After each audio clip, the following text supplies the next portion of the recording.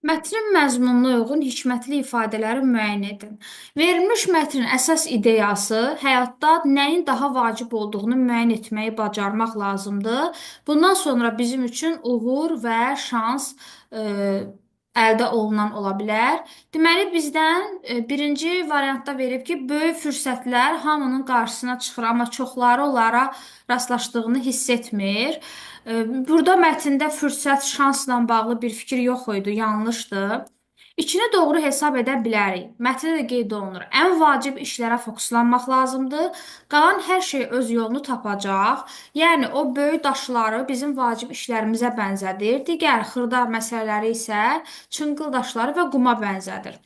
İnsanların bütün bədbəxtlikləri lazım olanı etməməkdən daha çox lazım olmayanı etməkdən qaynaqlanır.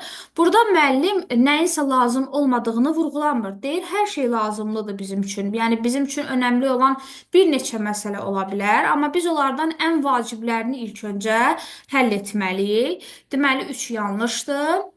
Yalnız sizin üçün nəyin ən vacib olduğunu anladıqda məqsədinizə doğru gedin. Bəli, mətnimizin ideyası hesab etmək olar. Həyatda qorxmalı olduğumuz heç nə yoxdur. Sadəcə başa düşməli olduğumuz şeylər var.